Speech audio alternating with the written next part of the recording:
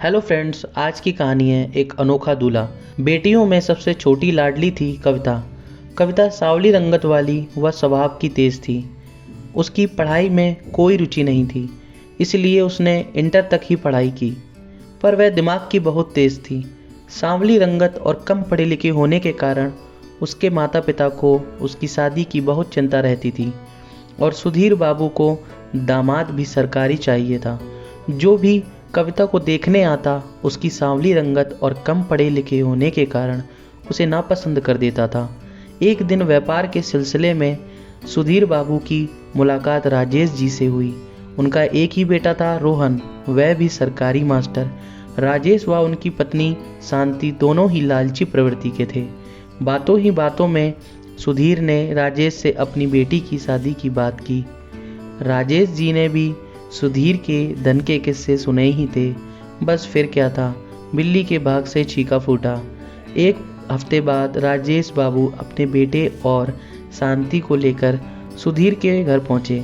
लड़की तो उन्हें कुछ खास पसंद नहीं थी, फिर भी आई लक्ष्मी को वह हाथ से जाने नहीं देना चाहते थे। यह मेरी आखिरी बेटी है, ब्याह करने को तो मैं तो बस इसे पैसे से तोल दूंगा। सुधीर बाबू ने बातों ही बातों में ये कह तो दिया। बस फिर क्या था, शादी तो पक्की होनी ही थी। रोहन का भी अपना कोई विचार न था। जो उसके माता पिता कहते वह उसे मान लेता। घर पहुंचते ही शांति देवी ने पंडित जी को मुहूर्त निकलवाने के लिए बुलाया और कुंडली भी मिलवाई। पर यह क्या, लड़की की कुंडली में तो दोष था, वह मांगलिक थी। अब तो शांति देवी और राजेश जी के अरमानों पर घड़ों पानी फिर गया। आती हुई लक्ष्मी जाते हुए दिखाई देने लगी। पंडित जी, कुछ तो उपाय होगा। राजेश जी पंडित जी को दक्षिणा देते हुए पूछने लगे। हाँ, क्यों नहीं, अभी बताता हूँ, दक्षिणा जेब में रखते हुए जवाब दिया। अगर लड़की का विवाह लड़के से पहले किसी कुत्ते से करा दिया जाए तो सारा दोष खत्म हो जाएगा। जो भी आंच आएगी उस कुत्ते पर आएगी। बस फिर क्या था, शांति देवी ने उपाय सुनते ही सारा हाल कविता की माँ से कह दिया। कुत्ते से शादी। कविता की माँ और कविता दोनों इस बात के लिए तैयार न थे। कविता जिद पर अड़ी थी, इससे अच्छा रिश्ता कहीं नहीं मिलेगा। सुधीर बाबू के सरकारी दामाद के सपने के आगे कविता और उसकी माँ की एक न चली। और वह दिन आ ही गया। कविता को दुल्हन की तरह सजाया गया। कविता मन ही मन बहुत दुखी थी। राजेश बाबू और शांति देवी अपने घर से कुत्ते की बारात लेकर कविता के यहाँ पहुँचे। कविता राजेश बाबू के लालच को भांप चुकी थी। उसने उन्हें सबक सिखाने की ठानी।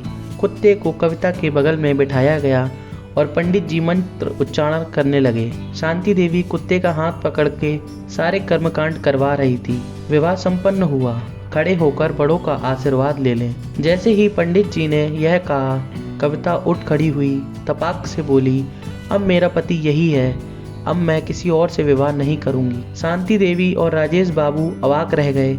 सुधीर बाबू भी हैरान थे। मैं ऐसे घर में शादी नहीं कर सकती जो दहेज के लालच में कुछ भी कर सकते हैं। कविता की इस हालत के जिम्मेदार न केवल राजेश बाबू और शांति देवी थे, बल्कि उसके पिता भी उतने ही जिम्मेदार थे। अंधविश्वास और सरकारी दामाद की इच्छा आज भी हमारे समाज में व्याप्त है, जिसकी वजह से कविता जैसी न जाने कितनी बेटियों को अपमानित होना पड़ता है। आई होप कि आप लोगों को ये कहानी पसंद आई होगी। बाकी इस कहानी को लेकर आपकी क्या राय है, आप हमें नीचे कमेंट करके ज़रूर बताएं। अगर चैनल पर नए हैं तो सब्सक्राइब करना ना भूलें और शेयर करें अपने बाकी सभी मित्रों के साथ। मिलते हैं हम लोग ऐसे ही एक नई कहानी, नई सोच के साथ। धन्यवाद।